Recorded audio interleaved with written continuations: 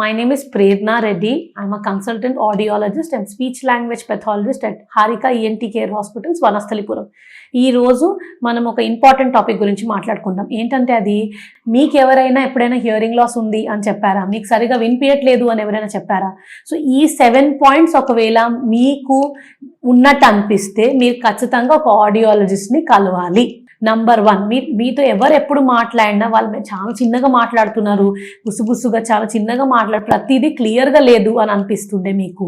రెండోది, ఎవరు మీతో మాట్లాడినా మీరు మళ్ళా క్లారిఫికేషన్ అడుగుతున్నారా? వాట్, ఏంది, ఏం చెప్పినావు, మళ్ళీ చెప్పు, రిపీట్ చేయి, వినిపించలేదు, ఏం చెప్పినావు, నాకు ఈ దూరం నుంచి వినిపించలేదు, అది ఎప్పుడైనా మీరు చాలాసార్లు రిపీట్ చేయమని చెప్తారా?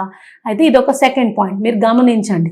మూడోది, మీరు ఎవరైనా మీకు యాంటీ సోషల్, మీకు బయటికి పోవడం ఇష్టం లేకపోవడం, ఈ మధ్యలో ఎవరు బయటికి పోయినా నాయిసీ, చాలా పార్టీస్కి వెళ్తే బయటికి వెళ్తే చాలా నాయిస్ ఉంటే మీకు మాట్లాడేది అర్థమైతలేదు, లేదా ఒకేసారి 2-3 మాట్లాడితే మీరు కాన్సన్ట్రేట్ చేసి కరెక్ట్గా ఆన్సర్ ఇవ్వలేకపోవడం, ఇది ఎప్పుడైనా జరిగిందా? 4వ పాయింట్, మీరు టీవీలో హై వాల్యూమ్ పెట్టుకుంటున్నారా? చాలా మంది ఇది రికగ్నైజ్ చేయరు, వాల్యూమ్ పెంచుకుంటా పోతారు ఇంట్లో. సో మీరు ఇంట్లో హై వాల్యూమ్ పెట్టుకుంటున్నారా?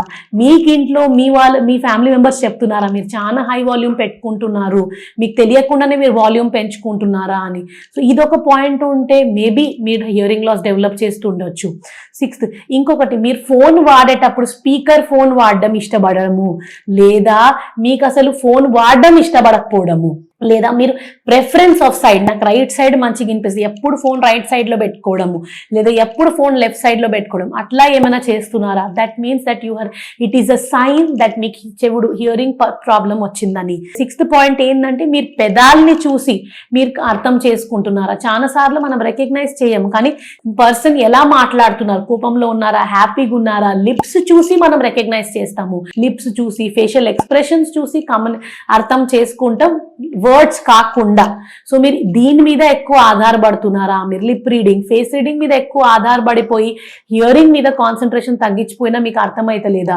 లాస్ట్ ఏంటంటే, మీరు ఎవరినొకరిని ప్రతిదానికి మీ ఫ్యామిలీ మెంబర్ని పక్కన ఉంచుకుంటున్నారా?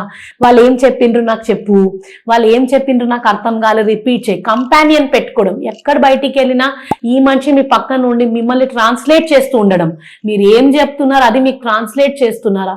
ఇది ఒకవేళ ఈ 7 పాయింట్స్ అనేది మీరు గమనిస్తుంటే, మీరు అర్థం చేసుకుంటే వెంటనే ఒక హియరింగ్ టెస్ట్ అనేది చేయించుకోవాలి. మీరు ఏం అర్థం చేసుకోవాలంటే, ఏజ్ పెరిగే కొద్దీ మనకి ఎలా స్పెక్స్ వస్తాయి, హియరింగ్ కూడా తగ్గిపోతుంటుంది. సో హియరింగ్ డిఫికల్టీ రావడం అంటే it's not a bad thing. మీరు టెస్ట్ చేసుకొని మీ హియరింగ్ని కూడా మానిటర్ చేసుకోవాలి రెగ్యులర్గా. Thank you.